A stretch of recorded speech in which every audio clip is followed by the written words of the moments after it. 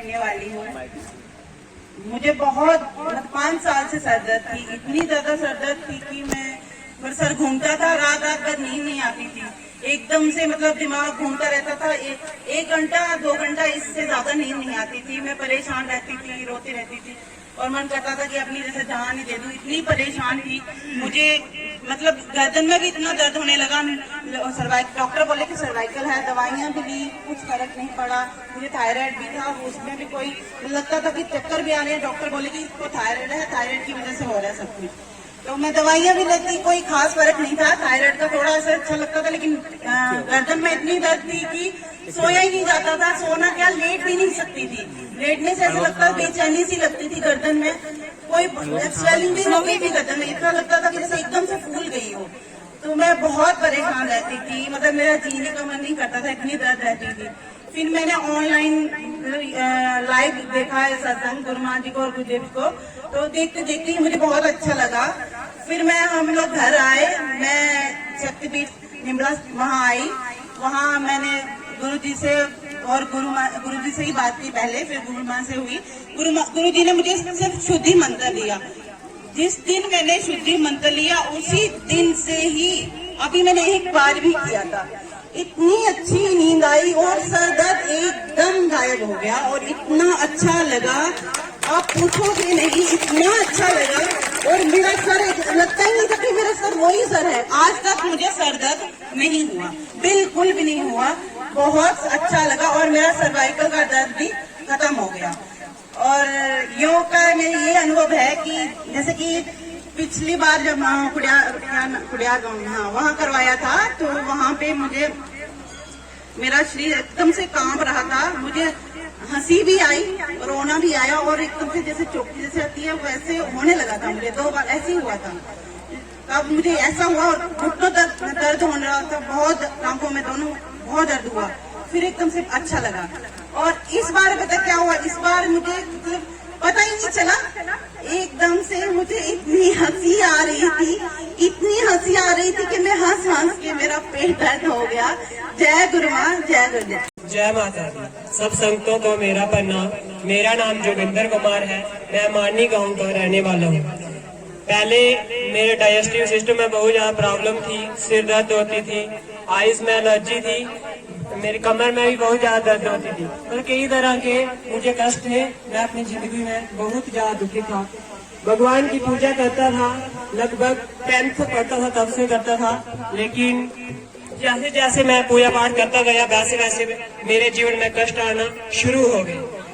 लेकिन कष्टों ने इस स्टेज में मुझे ला दिया कि मैं बहुत ही तकलीफ में पहुंच गया था। लेकिन मुझे लगभग 1-2 मंथ से पता चला कि ऐसे ऐसे निम्बला में सत्संग होता है माँ भगवती का। तो मैं वहां पहुंचा, माँ की कृपा हुई, माँ ने मुझे बुलाया तो मैं वहां पहुंचा। अब मेरे जो रोग थे, कष्ट थे, वो धीरे धीरे सब दूर हो रहे हैं और मैं आशा करता हूँ कि माँ भगवती की कृपा से सब भक्तों के भी दुख दर्द दूर होंगे। और आज का अनुभव ये है कि जब योग हो रहा था तो मेरे हाथ दोनों मतलब कि ऐसे जकड़ गए थे। मैं खोलने की कोशिश कर रहा था लेकिन वो खोल नहीं रहे थे और मुझे ऐसा एहसास हो रहा था, माँ भगवती ने कहा कि मेरी शरण में ही रह, तुझे हर कुछ प्राप्त होगा। जय माता दी, जय गुरु। माँ सदा भवानी दायिनी, सब मुखाद क्लेश पाएंगे, रक्षा करो भगवान ब्रह्मा, भगवान विष्णु, भगवान विष। सभी भक्त जो जहाँ पुगते हैं ना गाँव में, इस मंदिर में जहाँ जो आए हैं, नवरात्रों के उपलक्ष्य पर जो माँ भगवती की कृपा लेने के लिए वो बड़े भाग्यशाली हैं, क्योंकि नवरात्रों के दिन ऐसे हर दिन तो परमात्मा ही क्या ही है, मगर एक विशेष दिन रखे होते हैं, जैसे जन्माष्टमी हो गई, शिवरात्रि हो गई, नवरात्रि हो गई, दिवाली हो गई। एक हमारे विशेष दिन परमात्मा को पूजने के लिए विशेष दिन होते हैं, अपनी कृपा देने के लिए परमात्मा अत्यंत इन दिनों में कृपा देते हैं। इसलिए हमने आप लोगों के लिए ये माँ से प्रार्थना करके नवरात्रों के उपलक्ष्य पर ये सत्संग रखा हुआ है। और सभी प्रकार के कष्ट, रोग, जो भी किसी भी प्रकार का रोग हो, आपको कष्ट हो, वो सारा इस माँ की कृपा से तत्खंड माँ भगवती दूर कर देती है। प्रकार की माँ कोई भी कष्ट हो, क्योंकि सृष्टि सुप्रभा है, शक्ति सुप्रभा है, सभी को ब्रह्मा विष्णु महेश को बनाने वाली माँ भगवती है। पूरे संसार में चराचर में पत्ते पत्ते में माँ भगवती है। इसकी कृपा से एक पत्ता भी नहीं हिल सकता। ब्रह्मा विष्णु को भी इसी ने बनाया है और हर प्राणी को शक्ति देती है चलने की। मगर कई व्यक्ति बोलते हैं कि इसने देखा परमात्मा, कहाँ है परमात्मा। जो नास्तिक व्यक्ति होते हैं वो इसको समझते नहीं है। हर व्यक्ति परमात्मा को समझे तो गलत कर्म व्यक्ति कर ही नहीं सकता। मगर नहीं बोलते, कहाँ है परमात्मा, कहाँ देख रहा है, कौन है, कुछ नहीं है। हम इंसान से, व्यक्ति से ओला करके उसके शुभ से गलत कर्म कर देते हैं। कोई देख नहीं रहा हो हमें, मगर जो देखने वाली है, जो सृष्टि की मालिक, वो देख रही है। वो सूक्ष्म है, अति सूक्ष्म से भी अति सूक्ष्म है, अणु से भी वो अणु छोटी है, वो गगन से भी बहुत बड़ी है। उसको कोई अंत नहीं है, कोई आदि अनंत नहीं है उसका, कोई भी उसका पार नहीं पा सकता। वो शक्ति है जो सभी को दुख दूर करने वाली, अनंत लोगों के जो दुख दूर हुए हैं उस माँ की कृपा से दुख हुए हैं। और कितने कितने लोगों के दुख दूर किए हैं माँ भगवती ने किए हैं। हमें तो एक निमित्त बनाया हुआ है माँ ने, मगर करती तो माँ ही है। अभी सभी लोगों को अपने दायरे में जो माँ ने रखा हुआ है, जो भी जहाँ जहाँ भी हमें सब माँ भगवती आपको दिखेगी नहीं, मगर आपको इसका अनुभव होगा कि हमारे में जो कष्ट था, जो दुख था, वो कैसे ठीक हो गया, वो कैसे हमारा दुख कहाँ चला गया। जो डॉक्टरों से भी लाइलाज था, डॉक्टरों से भी कोई फर्क नहीं पड़ा, तांत्रिकों के पास गए, कहीं देवी देवताओं के पास गए, फर्क नहीं पड़ा। मगर माँ की शरण में जब आए, ऐसे माँ की शरण में तो मंदिर में चले जाओ, नहीं ठीक हो गई। बोलते कि हर प्रकार के व्यक्ति जो हमारे पास आते हैं, क्योंकि हर व्यक्ति अपनी दिशा को ढूंढ रहा है। उसको पता नहीं है कि कहाँ मेरी मंजिल है, मैं कहाँ जाना है। वो ऐसे घूम रहा है, भटक रहा है, उसको अपनी मंजिल का भी पता नहीं है कि मैं आया क्यों आया था, क्या मेरा काम है, और मैं क्या काम करके जा रहा हूँ।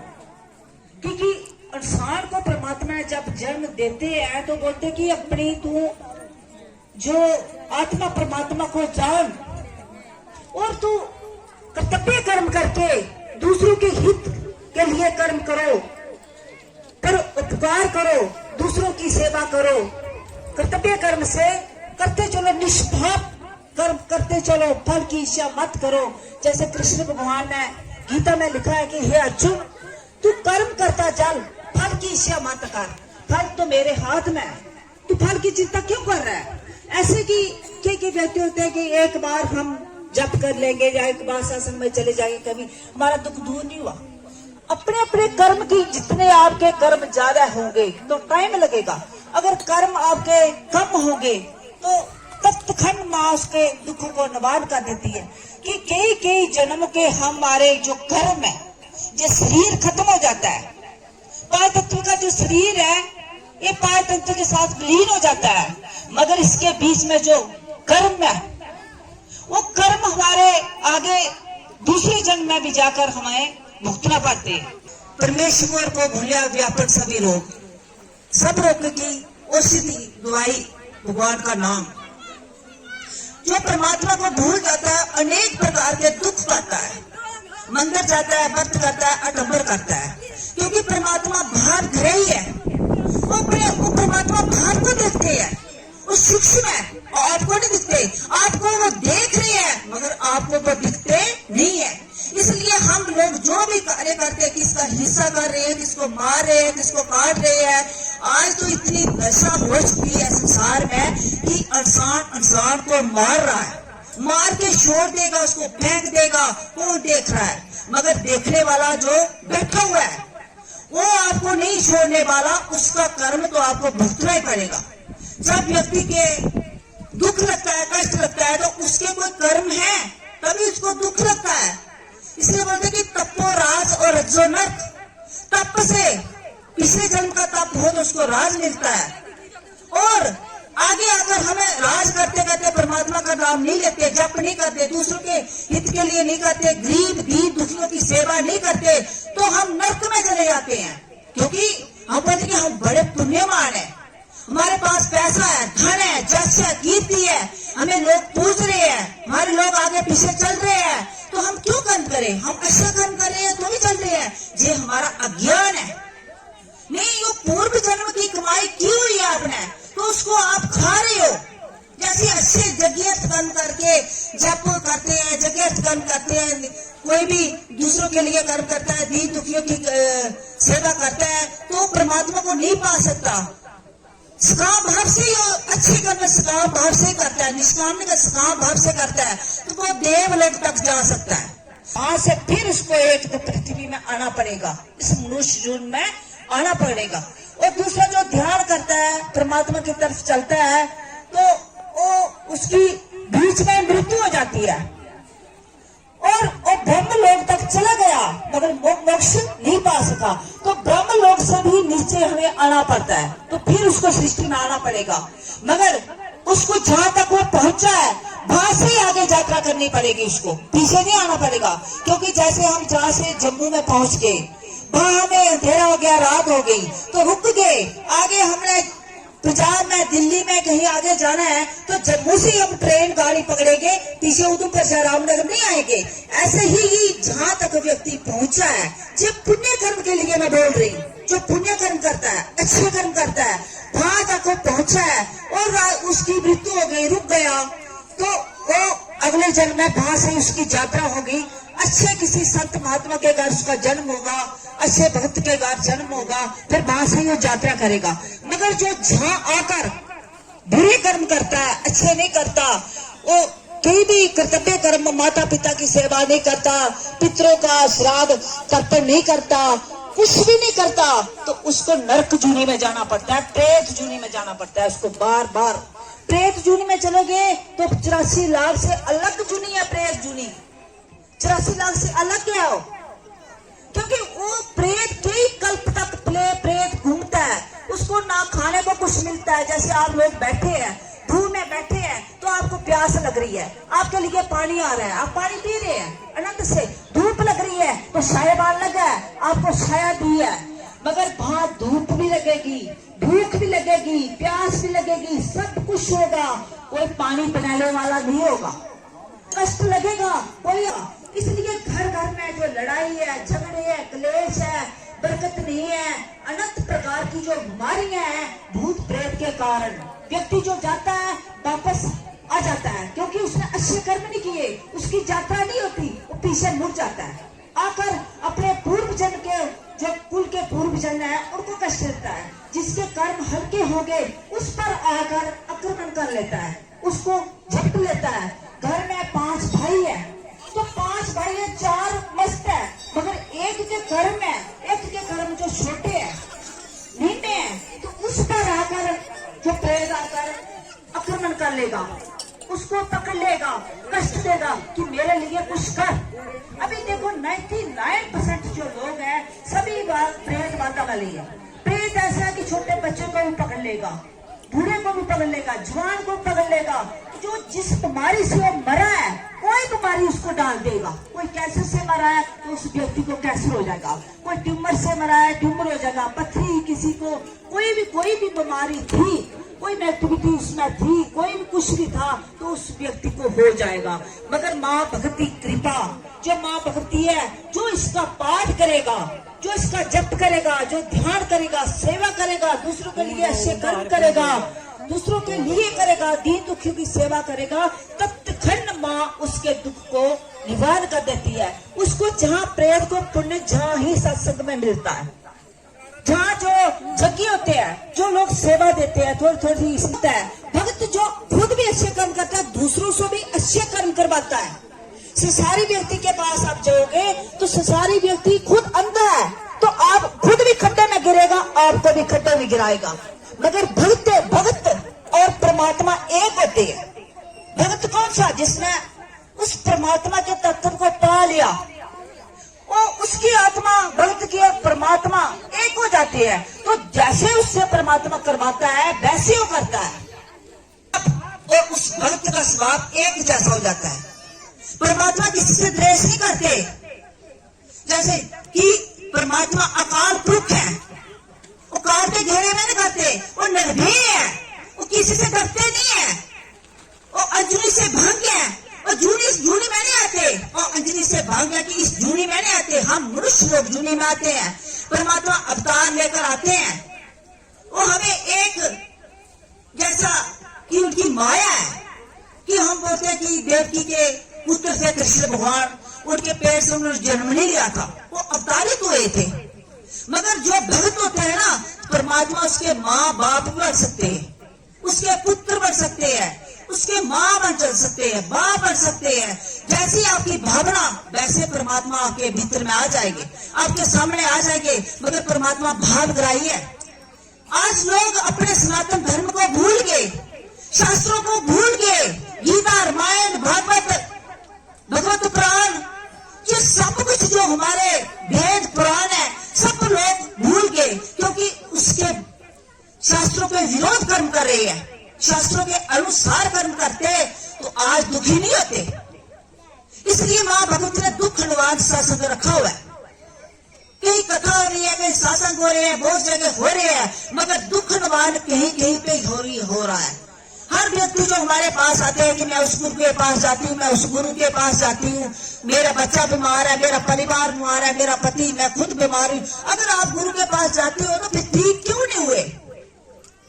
क्योंकि ये परमात्मा जो दुख निवारण शासक है, मगर व्यक्ति के भीतर में गलती, परमात्मा में गलती नहीं होती। परमात्मा के तत्व को पाया तो उसकी शरण में जाओगे, उसकी शरण में जाकर उसका नाम सही ढंग से जपोगे, सही ढंग से उसके पास बैठोगे, सेवा करोगे तो आपके तत्व दुख दूर तो हो जाएंगे। मगर परमात्मा का तत्व किसी ने पाया है।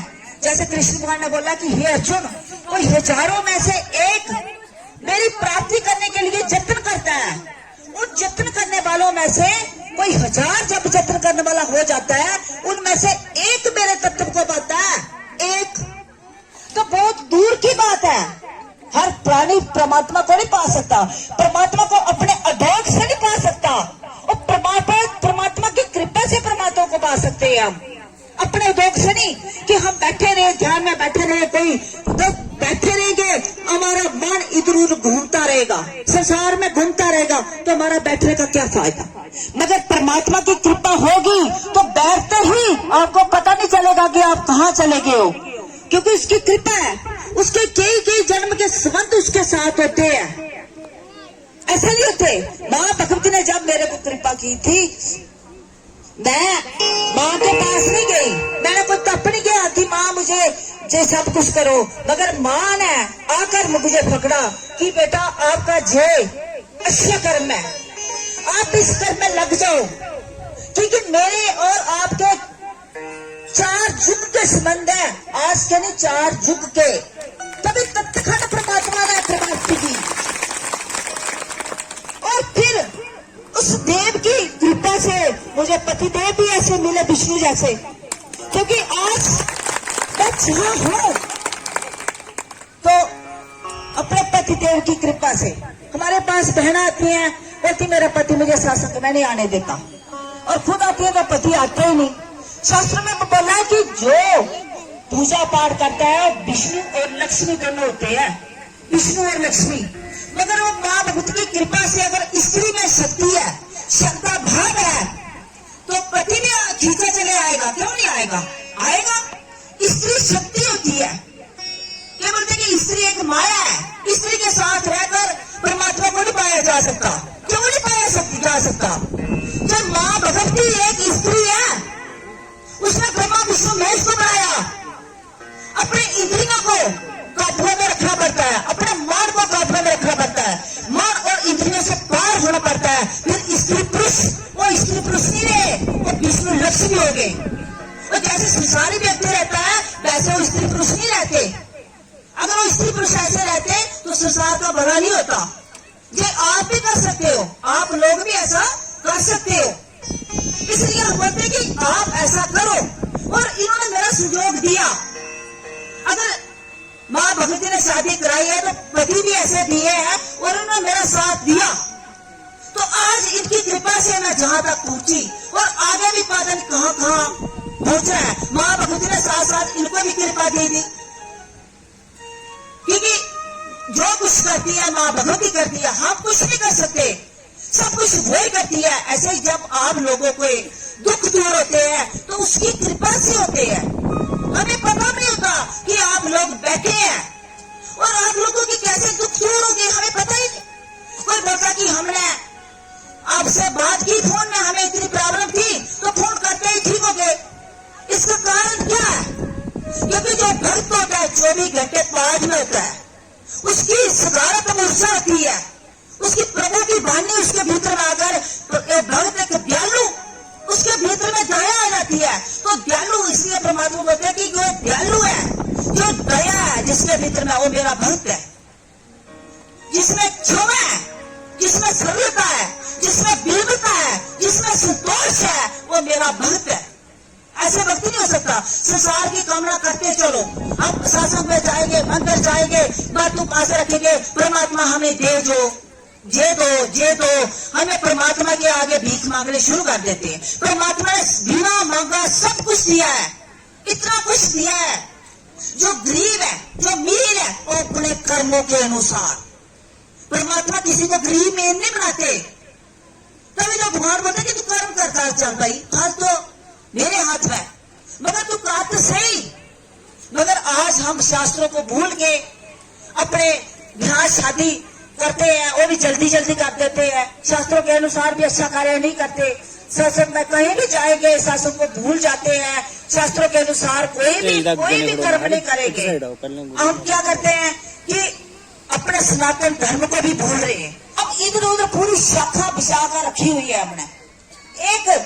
एक पेड़ है, उसकी अनेक प्रकार की शाखा है। वो शाखा जैसे आपने एक उधर बाज अपनी भाव डाल दी है, उधर डाल ली है टांग, उधर डाली है टांग उधर। क्योंकि मैं जो व्यक्ति